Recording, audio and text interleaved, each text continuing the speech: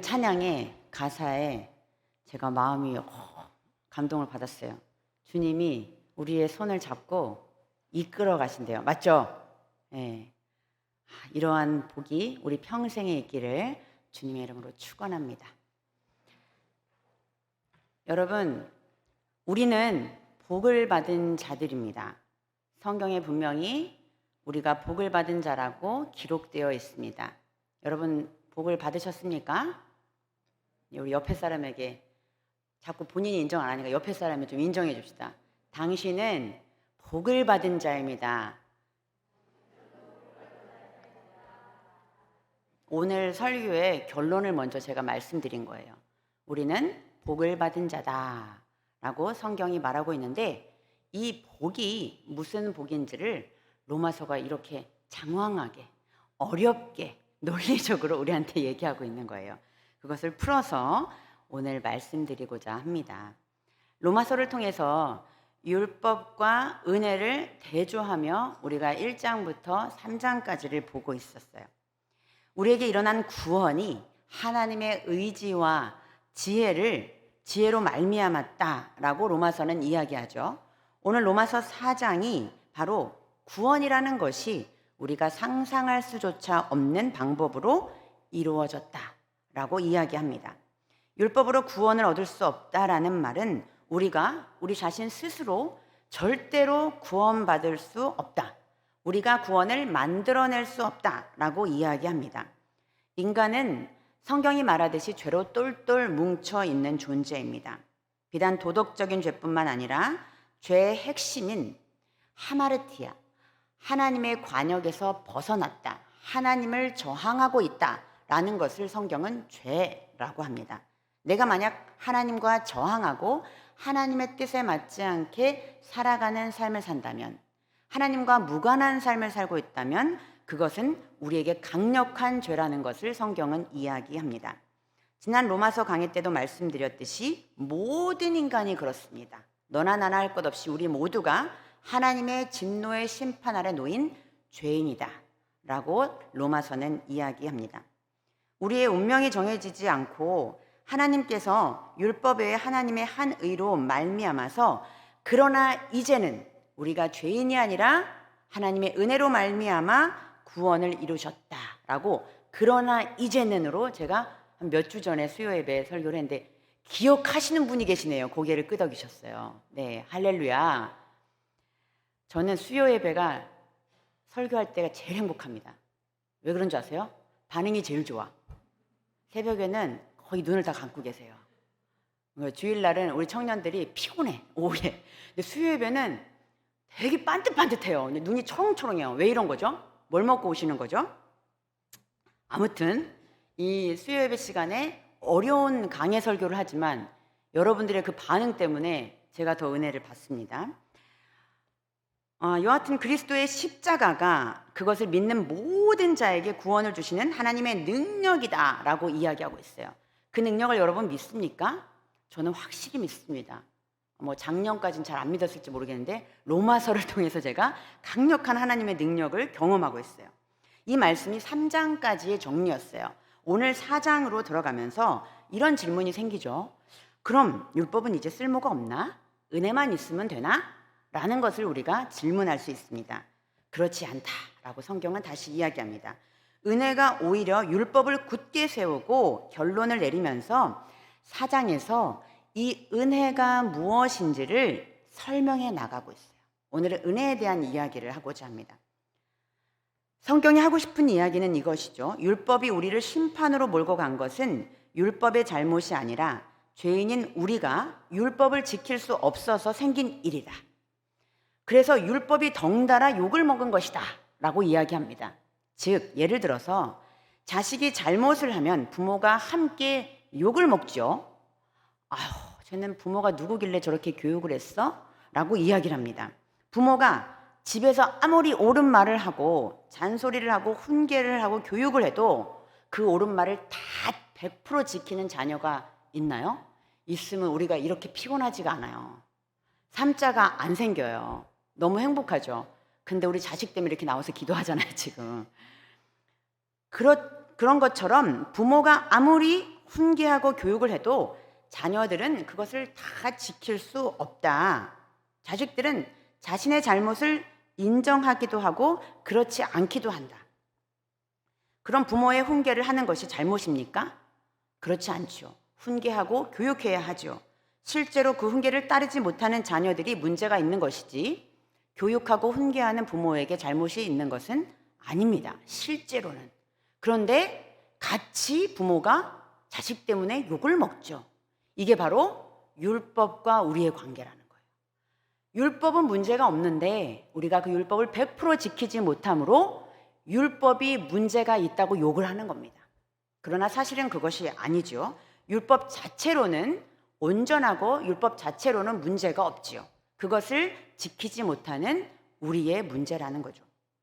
그래서 이 자녀가 부모의 말이 옳다고 하여도 100% 순종할 수 없는 것처럼 우리도 하나님의 영광에 이르지 못하여 율법을 지키지 못해서 하나님의 영광에 이르지 못하였어요. 그래서 우리에게 하나님이 율법 아닌 은혜를 선물로 주신 겁니다. 이러한 우리를 하나님의 능력과 신실함으로 완성하시며 구원하신다는 사실을 은혜라는 측면에서 전달하고 있어요. 마치 율법과 은혜는 뗄래야 뗄 수 없는 동전의 앞면과 뒷면처럼 말하고 있죠. 율법과 은혜를 가장 잘 드러내주는 것이 바로 구원이라는 단어입니다. 율법은 하나님의 공의예요. 하나님은 완벽하시고 하나님은 철저하시고 하나님은 온전하십니다. 그래서 모든 율법을 지키시고 그 율법을 세우러 나가시는 분이시죠. 그런데 하나님이 그 공의를 이루는 방법이 너희들이 100% 지켜라가 아니라 은혜를 주신 거예요. 우리가 지키지 못하고 율법을 어길지라도 하나님의 공의를 통해서 하나님의 공의를 이루고자 하시기 때문에 우리에게 은혜로운 방법으로 하나님의 공의를 성취해 나가셨습니다. 그럼 그 하나님의 은혜가 무엇일까요? 바로 율법을 지키지 않아도 우리가 죄인이라고 여기지 않고 예수 그리스도의 십자가의 능력으로 우리를 의롭다 여겨주신 사건이 바로 은혜라는 거예요. 하나님의 은혜를 통해서만 가능하다는 것을 로마서는 계속 강조하고 있습니다. 이 은혜와 믿음과 구원을 로마서 기자는 아브라함, 창세기에 나오는 아브라함을 이 로마서로 소환하여 오늘 은혜를 설명하고자 합니다. 로마서에서는 끊임없이 이야기하는 것이 인간은 소망이 없다라고 주장하죠. 그러나 4장에 들어와서 아브라함 이야기를 꺼내면서 우리에게 믿음이 꼭 믿음이 구원의 조건인 것처럼 헷갈리게 혼동스럽게 이야기하고 있어요. 그래서 이 아브라함의 믿음의 조상 아브라함을 우리가 잘 이해하면 이것이 왜 은혜이고 하나님이 공의를 이루신 사건인지를 우리가 알 수 있습니다. 아브라함이 우리가 알기에는 하나님 앞에 믿음을 드린 대표적 인물이라고 알고 있죠. 그러나 그 말이 단순한 말이 아닙니다. 아브라함도 죄인이고 심판 아래 놓인 한 사람이었습니다. 우리 아브라함이 12장부터 창세기 12장부터 나오는데요. 아브라함도 11장까지는 모든 사람들과 똑같은 죄인이었다는 것을 성경은 기록하고 있어요. 창세기 11장까지의 내용을 보면 창세기의 1장부터 하나님이 창조하시고 인간의 타락과 죄악이 만연하여 6장에서 노아의 방주를 통해서 세상을 심판하셨습니다. 그리고 나서 8장에 보면 하나님이 사람의 약함을 이유로 다시는 심판을 하지 않기로 결단을 합니다. 그것이 창세기 8장 20절에서 22절에서 나옵니다. 우리 함께 보겠습니다. 노아가 여호와께 제단을 쌓고 모든 정결한 짐승과 모든 정결한 새 중에서 제물을 취하여 번제로 제단에 드렸더니 여호와께서 그 향기를 받으시고 그 중심에 이르시되 내가 다시는 사람으로 말미암아 땅을 저주하지 아니하리니 이는 사람의 마음이 계획하는 바가 어려서부터 악함이라. 내가 전에 행한 것 같이 모든 생물을 다시 멸하지 아니하리니 땅이 있을 동안에는 심음과 거둠과 추위와 더위와 여름과 겨울과 낮과 밤이 쉬지 아니하리라. 창세기 8장에 와서도 인간은 이 악함으로 나아질 소망이 없는 사람들이었습니다. 세상을 다시 회복시켜 줬는데 바로 선함으로 연결되나요? 아닙니다. 창세기 11장에 와서 하나님이 가장 미워하는 사건이 일어납니다. 바벨탑 사건. 자신이 하나님같이 되려고 사람들이 바벨탑을 쌓습니다. 인류의 희망 없음을 보여주는 이 사건 이후에 나오는 사람이 바로 아브라함이에요. 창세기 12장에 하나님이 아브라함을 부르시죠. 로마서 4장은 복을 받은 대표주자, 모든 악한 사람들 중에 한 사람을 뽑았는데 하나님이 아브라함을 뽑았어요. 이유가 뭐죠? 믿음이 있어서? 아니에요. 아브라함도 11장 마지막 절까지는 우상을 숭배하는 아버지 밑에서 하나님을 모르고 살았던 사람이에요. 그것만 봐도 아브라함이 믿음으로 구원받은 것이 아니라는 사실을 우리는 알 수 있습니다. 아브라함을 부르기 전과 아브라함을 부른 이후에 완전히 판이 달라지죠. 아브라함을 부른 장면을 한번 보겠습니다. 우리가 너무 좋아하는 말씀이에요. 이 말씀이 우리의 말씀이 되도록 우리가 기대하면서 말씀을 보겠습니다. 여러분 맨날 같은 말씀 보시면 별로 기대감이 없죠. 그렇죠? 맨날 같은 남편을 봐도 기대감이 없죠. 맨날 같은 아내를 봐도 기대함이 없죠. 그런데 그것을 기대하면서 보면 남편과 아내가 새롭게 보입니다, 여러분. 그럴 줄로 믿습니다. 예, 말씀도 똑같은 말씀이지만 오늘 처음 봤다. 나는 기대함으로 본다라고 여기고 보면 이 말씀이 나에게 복이 될 줄로 믿습니다. 창세기 12장 1절에서 3절 말씀입니다. 같이 읽겠습니다. 여호와께서 아브라함에게 이르시되 너는 너의 고향과 친척과 아버지의 집을 떠나 내가 내게 보여줄 땅으로 가라. 내가 너로 큰 민족을 이루고 내게 복을 주어 내 이름을 창대하게 하리니 너는 복이 될지라. 너를 축복하는 자에게는 내가 복을 내리고 너를 저주하는 자에게는 내가 저주하리니 땅의 모든 족속이 너로 말미암아 복을 얻을 것이라 하신지라. 아멘. 창세기 12장에서 아브라함을 부르시고 15장에 와서 하나님은 아브라함과 이 약속을 하는 계약서를 씁니다. 여러분들이 잘 알고 있는 것처럼 하나님께서 아브라함에게 이 복을 내리시고 하늘의 별과 같이 너의 자손이 번성할 것이다. 너에게 복을 주겠다 라고 얘기하자 아브라함은 어떻게 하죠? 아우 제가 어떻게 알아요? 난 자식도 없어요 지금. 내 현실을 보세요 주님. 하나님 아유 그거는 지금 제가 상상할 수조차 없는 복이에요. 그러니까 하나님께서 재물을 가지고 오시죠. 재물을 가지고 와서 둘로 쫙 쪼개신 다음에 하나님이 그 사이로 지나가십니다. 이것은 고대 시대에 계약을 하는 장면이죠. 약속을 깨는 자는 이 재물이 쪼개지듯이 저주를 받고 생명이 끊어진다는 약속이에요. 그런데 이 하나님의 굳센 약속 속에서 하나님만이 그 가운데로 지나가시고 아브라함 보고는 지나가라고 하지 않으세요. 원래 계약은 쌍방이 이루어지죠. 그런데 하나님은 하나님이 약속하시고 지나갑니다. 하나님이 하신 약속입니다. 그리고 하나님이 아브라함을 이렇게 부르시죠. 창세기 15장 7절 말씀입니다. 또 그에게 이르시되 나는 이 땅을 내게 주어 소유를 삼게 하려고 너를 갈대아인의 우르에서 이끌어낸 여호와니라. 모든 복과 모든 약속의 시작과 끝을 내가 하겠다라고 도장 찍는 장면입니다. 로마서에서 아브라함이 이렇게 하나님께 붙잡혔다는 사실을 1절에서 3절까지의 말씀으로 기록하고 있어요.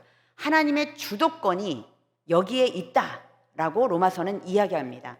아브라함의 믿음이 조건이 아니라 하나님의 주권이 바로 그 일을 성취하게 하셨다라고 이야기합니다. 로마서 4장 오늘 본문 1절에서 3절 말씀입니다. 그런즉 육신으로 우리 조상인 아브라함이 무엇을 얻었다 하리요? 만일 아브라함이 행위로서 의롭다 하심을 받았으면 자랑할 것이 있으려니와 하나님 앞에서는 없느니라. 성경이 무엇을 말하느냐?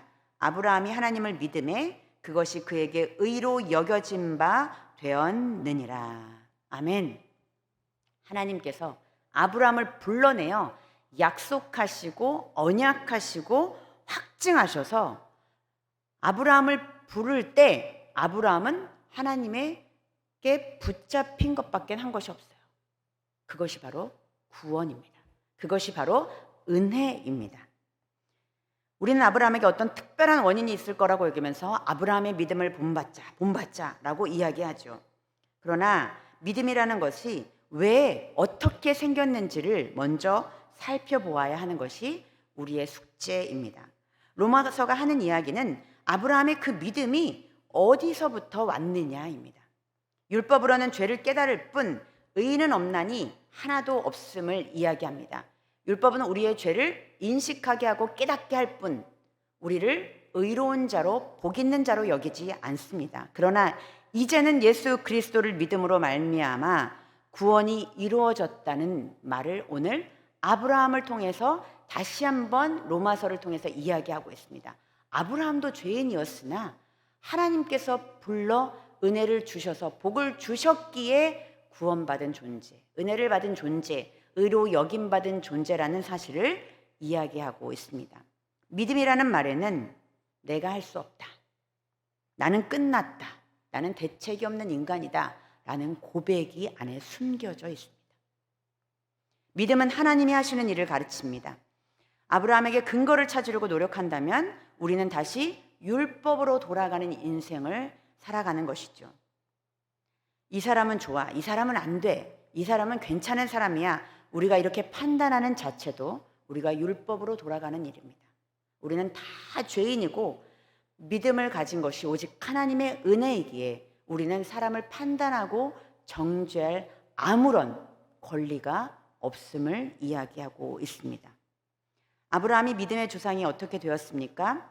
우리가 어떻게 믿음의 사람이 되었습니까? 대단히 우리가 훌륭해서 이렇게 하나님 앞에 나와 구원받은 자, 복받은 자라 칭함을 받게 되었습니까? 저는 저의 삶에 예수님의 빛이 저에게 비춰지기 전에 욕심과 아집과 교만과 기만과 어리석음과 비참함이 완전히 깔려있고 가득 찼던 사람이었습니다. 사실 내면에 온통 죄와 쓰레기가 가득했습니다. 그런데 예수님의 빛이 비춰지자 이 죄악들이 하나씩 펼쳐지고 하나씩 제거되기 시작했습니다. 만약 하나님께서 저를 부르시지 않았다면 저는 아마도 지금쯤 어디선가 신세를 한탄하며 우울증에 빠져 있지 않았을까 여겨집니다. 이런 하나님이 우리를 부르셨습니다. 그래서 새로운 인생으로, 기대하는 인생으로, 소망의 인생으로 삼아주신 것이죠. 아브라함도 마찬가지였습니다. 11장에 보면 그냥 데라의 가족의 일부가 되어 목동으로 인생을 마쳤을 그가 세상의 바벨탑으로 올라가려고 발버둥치고 비루한 인생을 살 수밖에 없었던 그 인생이 창세기 12장 1절에서 3절 말씀에 복을 주시며 부르시는 그 하나님의 부르심 가운데 인류를 축복의 통로로 만든 하나님의 멋진 사람으로 세워진 것이죠. 믿음의 조상 아브라함이라는 거대한 이름을 하나님 앞에 선물로 받은 자가 바로 아브라함입니다.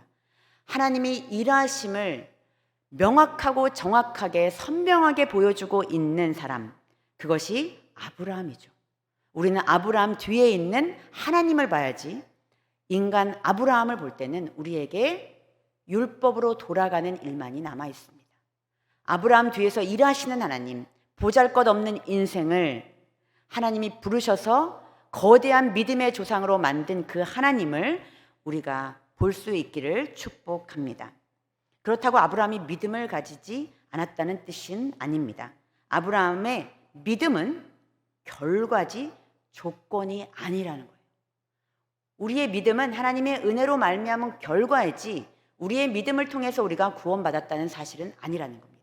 그것을 꼭 구분하셔야 합니다. 하나님께서 일하심으로 아브라함에게 믿음이 생기고 신뢰와 순종으로 나아가게 하시고 그를 끝까지 하나님의 사람으로 세우신 그것, 믿음이 세워지고 구원받은 것, 바로 그게 은혜라는 사실입니다. 아브라함의 믿음을 우리의 사건과 비교해 보면 이해가 참 쉽습니다. 예수를 믿으면 우리는 회개합니다. 그 회개는 주님께서 나를 위하여 돌아가신 것을 믿습니다라고 고백하는 사건입니다. 그런데 예수님은 언제 돌아가셨죠? 2000년 전에 돌아가셨습니다. 2000년 전에 돌아가셔서 이 사실 우리가 이제야 비로소 태어나서 알게 된 것이지, 내가 믿어서 예수가 지금 돌아가신 것은 아니죠. 내가 믿기 전에 이미 예수께서 죽으셨고 이미 온 세상을 구원으로 이루어내셨습니다. 그 구원이 오늘 우리의 삶 속에 찾아온 것이죠. 창세기 12장에 아브라함을 불렀듯이 우리를 불러주신 것입니다. 예수님의 십자가의 능력의 사건은 이미 역사의 시간 속에 일어난 사건이죠. 구약에서 하나님께서는 선진들에게 자신을 이렇게 스스로 이야기합니다. 나는 스스로 있는 자다 라고 이야기하면서 항상 구약에 이렇게 말씀하십니다. 나는 너희 조상 아브라함의 하나님이요 이삭의 하나님이요 야곱의 하나님이다. 이 사람을 특별히 사랑해서 하나님이 그러신 걸까요? 그렇지 않습니다.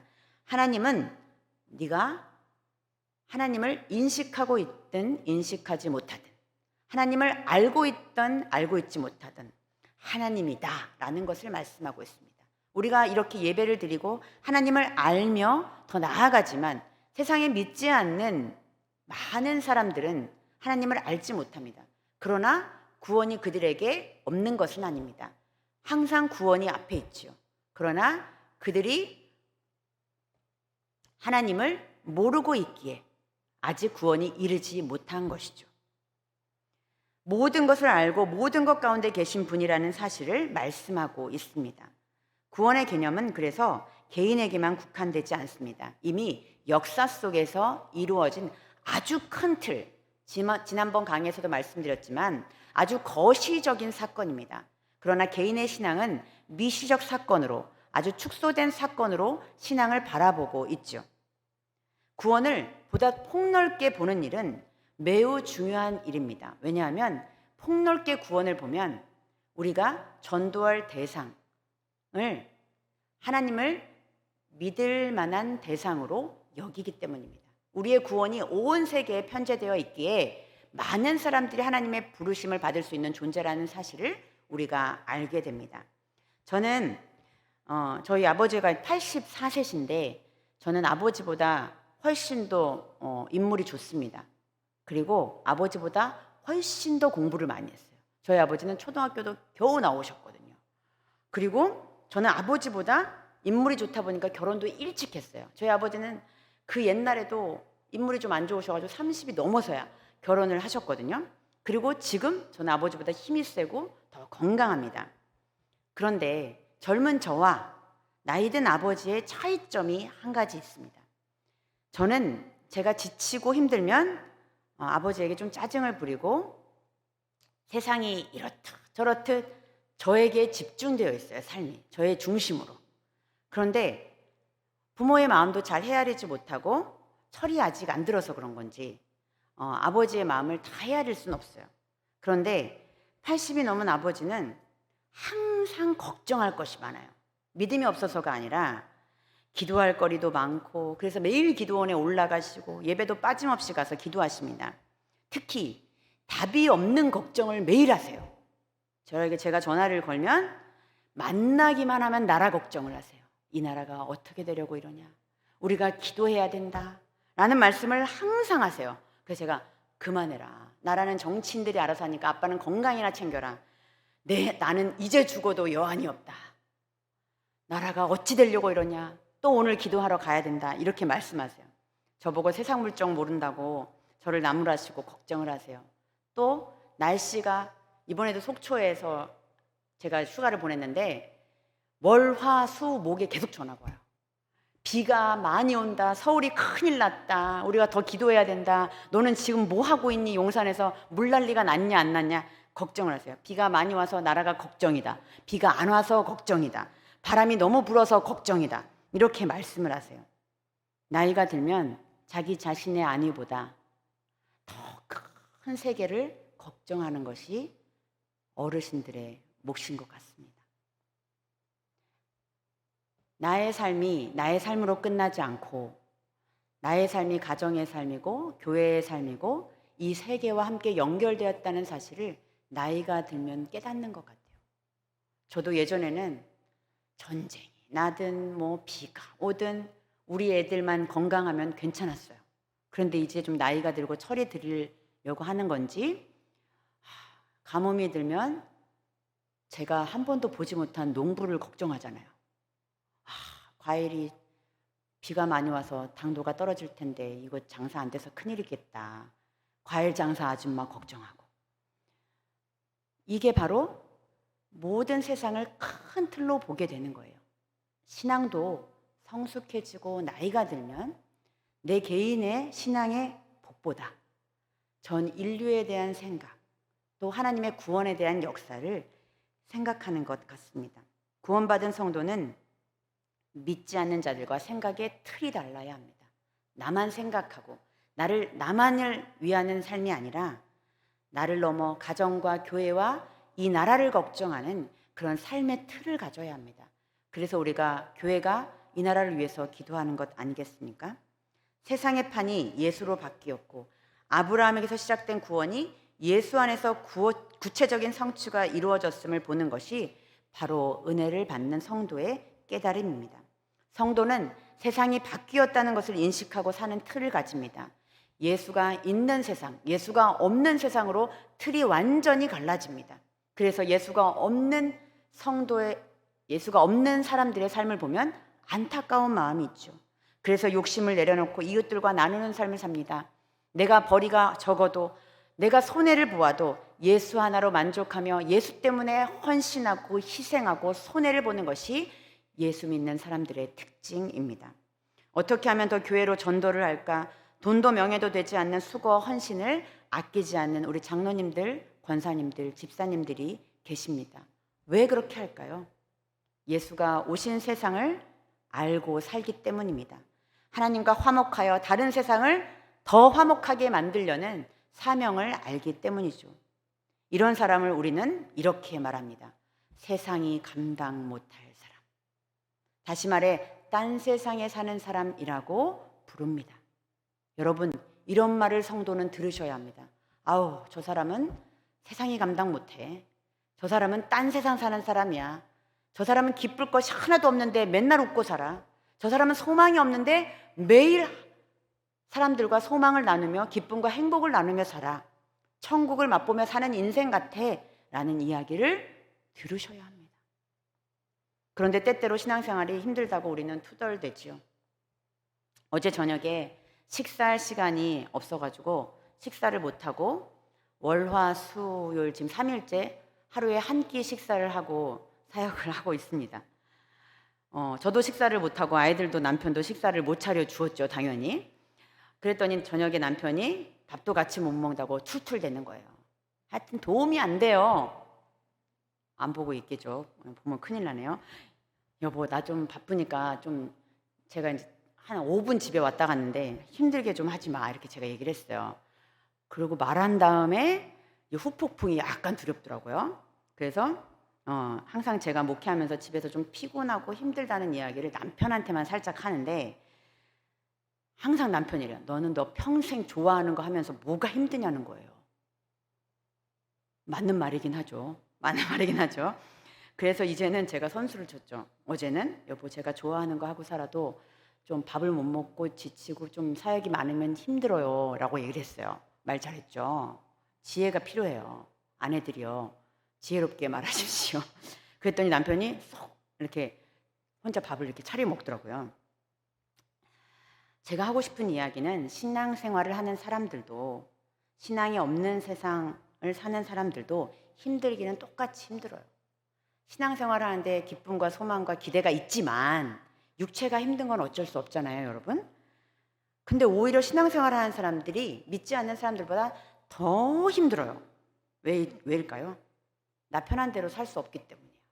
말도 함부로 못해요. 말을 하고도 약간 주춤해요. 그죠?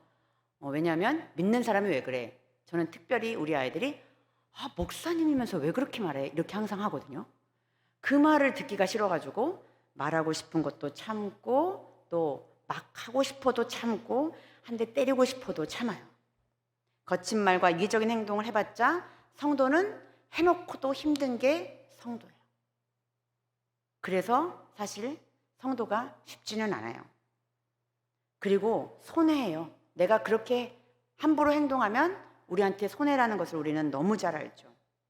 제대로 살고 힘들게 살고 힘겹게 내 삶을 지켜가는 것이 성도의 명예이기 때문입니다. 그러나 이것은 우리의 구원의 결과로 이렇게 살게 된 것이죠. 은혜이죠. 우리의 힘으로는 절대로 그렇게 살 수 없는 본성이 있지만 하나님의 은혜로 말미암아 십자가의 능력으로 말미암아 참아지는 것이죠. 내가 참으면 오래 못 가요. 근데 하나님이 참게 하시면 평생 갑니다. 말을 아끼고 하고 싶은 대로 행동하지 않는 것이 오히려 우리의 자랑이 되어야 합니다. 약한 것이 손해를 보는 것이 자랑이 되어야 합니다. 왜요? 우리에게는 소망이 있기 때문입니다. 창세기 17장에 아브라함은 이삭을 낳고 그 이후에 야곱 요셉을 거쳐 모세가 출애굽을 합니다. 출애굽기 3장에 와서 아브라함의 명예로움이 드디어 성취되는 순간들이 옵니다. 출애굽기 3장 14절에서 15절 말씀을 보겠습니다. 하나님이 모세에게 이르시되 나는 스스로 있는 자이니라. 또 이르시되 너는 이스라엘 자손에게 이같이 이르기를 스스로 있는 자가 나를 너희에게 보내셨다 하라.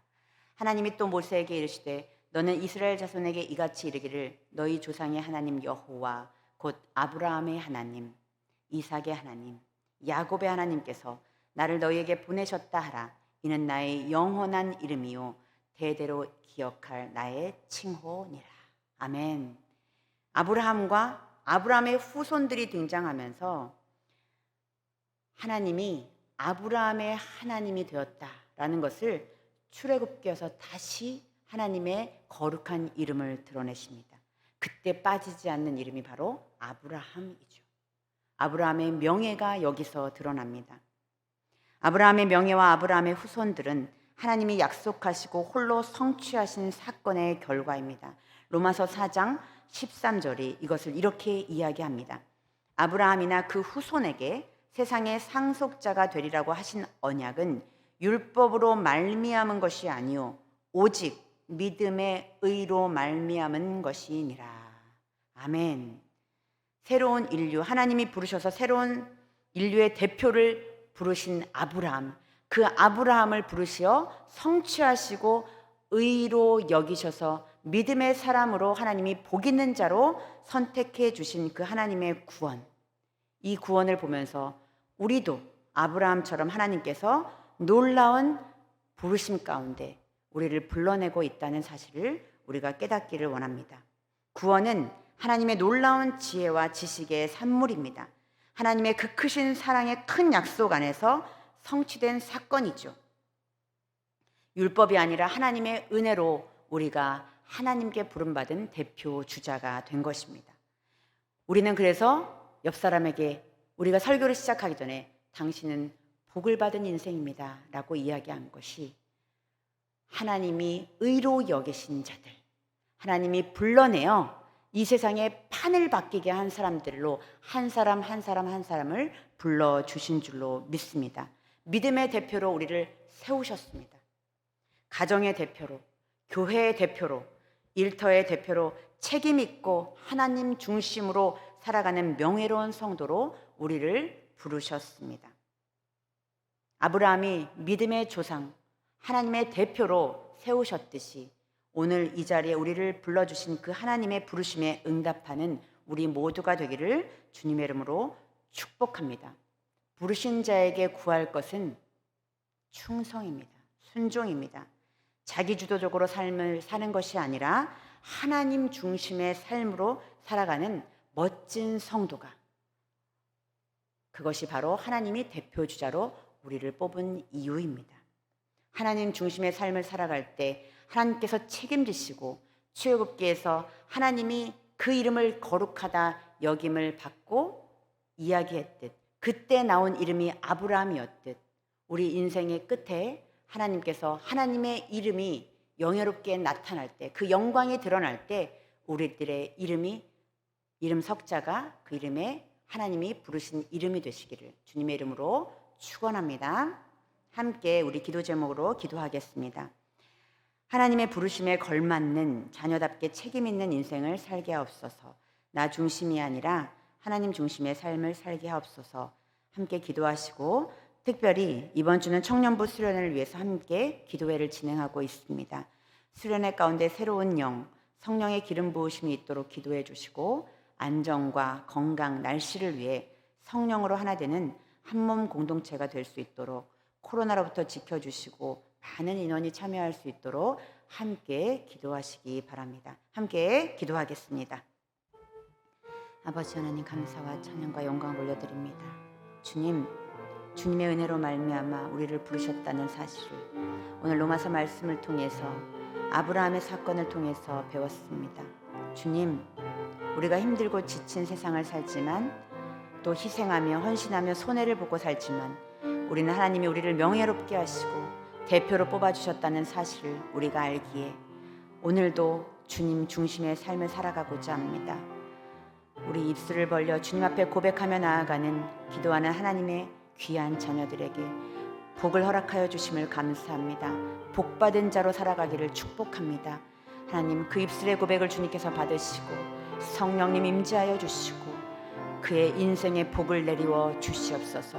축복하시옵소서.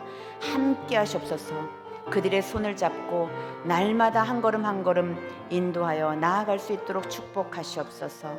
그 고백이 우리의 삶에 날마다 넘쳐나게 하시옵소서. 특별히 청년부 수련을 위해서 기도합니다. 수련회 가운데 하나님 임재하여 주셔서 성령의 기름 부으심이 차고 넘치게 하여 주시옵소서.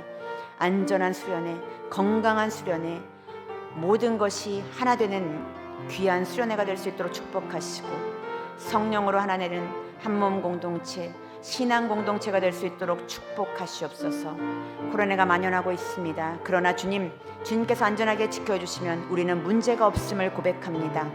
하나님, 코로나보다 크신 하나님께서 우리 수련회를 지켜주시고 우리 한몸 공동체의 지체를 지켜주실 줄로 믿고 감사합니다.